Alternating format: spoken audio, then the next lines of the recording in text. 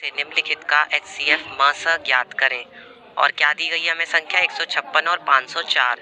तो देखिए HCF ज्ञात करने के लिए यूक्लिड एक महान गणितज्ञ हुए हैं। उन्होंने अपनी एक विभाजन एल्गोरिथम दी थी जिसको हम क्या कहते हैं, A बराबर BQ प्लस R से हम उसको जानते हैं।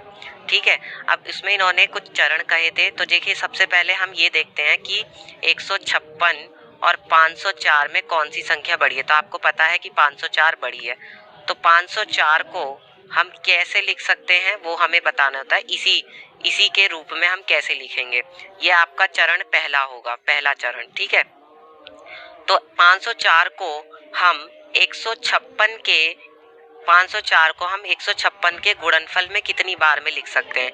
उसके लिए देखिए क्या करेंगे, हम 504 से 504 को भाग देंगे, किससे, 156 से हम भाग देंगे। तो देखिए कितनी बार में जाएगा, ये आपका जाएगा 3 बार में। ठीक है, तो 3 बार में जाएगा तो कितना आ जाएगा, 468 आ जाएगा। ठीक है, अब 468 आ जाएगा तो बचेगा कितना, ये आपका यहाँ पर बचेगा, यहाँ पर आपका बचेगा 36। ठीक है, ये आपका 36 बच जाएगा यहाँ पे। तो देखिए अब यहाँ पर हम इसको लिख सकते हैं 156 गुणा 3, क्योंकि Q यहाँ पर क्या है, 3। यहाँ पर मैं बता दूं ये होता है आपका भाज्य। ठीक है, और ये होता है आपका यहाँ पे भाजक। ठीक है, और ये होता है आपका यहाँ पे भागफल, और R यहाँ पर क्या होता है, वो होता है आपका शेषफल। ठीक है, तो भाज्य बराबर भाजक गुणा भागफल प्लस शेषफल, इसी प्रमेय को हम यहाँ लगाते हैं। तो ये हो गया आपका 156 3, तो आपका शेषफल क्या बच गया, 36, तो इसको हम लिख देंगे 36। ठीक है, अब हम क्या करेंगे कि अब 36 के बाद हम 36 से हम किसको भाग देंगे, ये जो 156 है यहाँ पर, अब हम इसको भाग देंगे। तो देखिए 36 से हम जब 156 को भाग देंगे तो ये 4 बार में जाएगा भाग, तो कितना आ जाएगा, 144 आ जाएगा। ठीक है, तो 6 में से 4 जाएगा तो 2, और 5 में से 4 जाएगा तो 1, ये आ गया 12 आपका।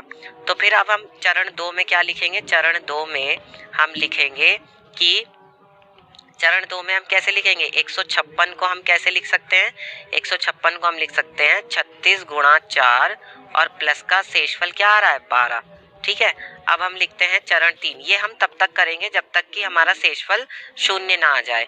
अब चरण 3 में क्या होगा कि 12 से हम किसको भाग देंगे, 36 को भाग देंगे। तो देखिए 12 तिया 36, और शेषफल क्या आ गया, 0।